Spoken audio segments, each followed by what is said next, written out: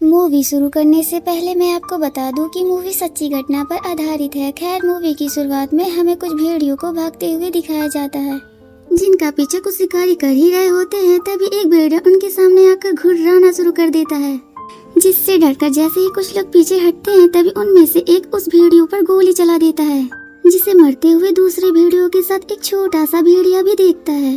कहानी आगे बढ़ती है और हमें हमारी मेन लीड विक्टोरिया को दिखाया जाता है, जो अपने डैड के साथ टाउन में रहने के लिए आई होती है। दरअसल विक्टोरिया की मॉम की डेथ एक सर्जरी के दौरान हुई थी, जिस सर्जरी को उसके डैड कर रहे थे। तभी से विक्टोरिया अपने डैड और दूसरे लोगों से बात नहीं करती, बल्कि वह बोलना ही छोड़ दी थी, जिसकी एक और वजह थी। दरअसल उसे उसकी मरी हुई माँ के ख्वाब सताया करते थे।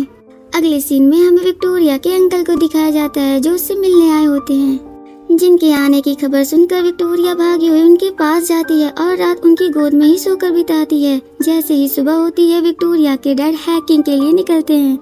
अपनी बेटी को तो साथ ले जाना चाहते थे, मगर उन्हें लग रहा था शायद वो मना कर दे।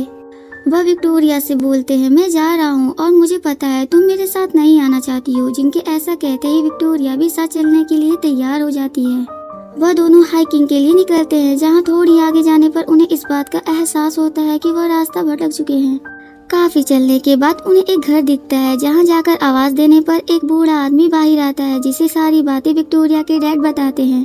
तभी विक्टोरिया वही टोकरी में पड़े भेड़िए के बच्चे को खिलाने लगती है, जिसे जैसे ही बूढ़ा आदमी देखता है वह फौरन विक्टोरिया के पास आ जाता है। विक्टोरिया भी अपनी चुप्पी तोड़ते हुए उससे पूछ ही लेती है, अंकल इस डॉग का क्या नाम है? जिस पर बूढ़ा आदमी बोलता है, ये डॉग नहीं भेड़िया है और इसका नाम मिस्ट्री है। विक्टोरिया उसे इतना प्यार कर रही थी, जिसे देखकर बूढ़ा आदमी मिस्ट्री को उसे दे देता है और उन्हें सही रास्ते पर छोड़कर चला जाता है।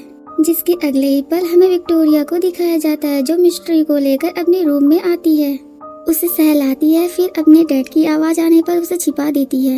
वह उसके साथ अच्छा समय बिताती है। इस दौरान वह बोलना भी शुरू करती है और उसे डरावने ख्वाब भी नहीं आते हैं। एक दिन जब विक्टोरिया मिस्ट्री के साथ खेल ही रही थी, तभी उसके डैड मिस्ट्री को देख लेते हैं, जिन्हें मिस्ट्री एक कुत्ता लगता है। वह विक्टोरिया से पूछते हैं, ये तुम्हें कहाँ से मिला? विक्टोरिया उन्हें सारी बातें बताती है और अपने डैड से रिक्वेस्ट करती है कि वह मिस्ट्री को रख ले। बेटी की बातों के आगे उसके डैड को झुकना पड़ता है और वह उसे रखने की परमिशन दे ही देते हैं। समय तेजी से बीतता है। विक्टोरिया और मिस्ट्री साथ में ज्यादा से ज्यादा समय बिताते थे। इसी बीच मिस्ट्री काफी बड़ा हो चुका था। अचानक से टाउन के कुछ भेड़ गायब होने लगे। कुछ चरवाहों को भेड़ियों के पैरों के निशान मिले, या जिसे देखकर वह पुलिस के पास जाकर उन्हें सारी बातें बताते हैं। उनमें से कुछ ने तो टाउन के सभी घरों में तलाशी भी शुरू कर दी थी, जिनमें से कुछ लोग विक्टोरिया के घर भी आए थे, जिन्हें वही कमरे में एक भेड़िया मिलता है, जिसके मिलते ही वह पुलिस को कॉल कर देते हैं। पुलिस की टीम भी वहां आती है, जो मिस्ट्री को पकड़ कर ले जाती है।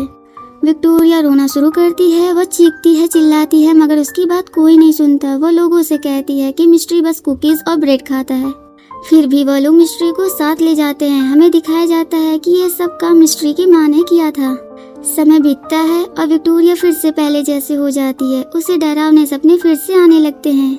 एक दिन स्कूल से छूटते जैसे ही विक्टोरिया बाहर आती है, उसे वहाँ मिस्ट्री मिलता है, जो उसे अपने साथ कहीं ले जाने लगता है, जिसका पीछा करते हुए दूर पहाड़ों पर विक्टोरिया चढ़ती जाती है। वहाँ वह मिस्ट्री को उसके परिवार के साथ देखती है। दरअसल मिस्ट्री उसे अपने परिवार से मिलाने लाया होता है, पर ज्यादा ठंड होने की वजह से विक्टोरिया वहीं बेहोश हो जाती है। दूसरी तरफ हमें विक्टोरिया के डैड को दिखाया जाता है, जिनके पास वही पुलिस वाली लेडी है जो मिस्ट्री को लेकर गई थी। वह उनसे बताती है कि मिस्ट्री कैंप से भाग चुका है और हमें विक्टोरिया के पास जाना होगा, जिस पर उसके डैड बोलते हैं, वह विक्टोरिया के पास कैसे जा सकता है? वैसे भी विक्टोरिया स्कूल गई हुई है। जिस पर वह लेडी बोलती है, मिस्ट्री विक्टोरिया को अपनी माँ मानता है और वह उसके पास मीलों दूर भी जा सकता है। जिनके इतना कहते ही विक्टोरिया के प्रिंसिपल का फोन आता है, जो उनके डैड को बोलते हैं कि विक्टोरिया स्कूल से कहीं चली गई है। ऐसा सुनते ही विक्टोरिया के डैड अपनी बेटी की तलाश में निकलते हैं, जिन्हें कुछ दूर जाने पर मिस्ट्री मिलता है, जो उन्हें भी उन पहाड़ों से होते हुए विक्टोरिया के पास ले जाता है, जो ठंड से बेहोश हो गई थी। उसके डैड अपनी बेटी को गोद में लेकर निकलते हैं, जिन्हें दूसरे भेड़ियों से बचाने के लिए मिस्ट्री भी उनके साथ जाता है। दिन ढल जाने की वजह से उन्हें एक आदमी के घर रुकना पड़ता है, जहां विक्टोरिया होश में आते ही रोते हुए अपने डैड को बताती है कि मिस्ट्री हमारे साथ नहीं, अपनी फैमिली के साथ रहना चाहता है।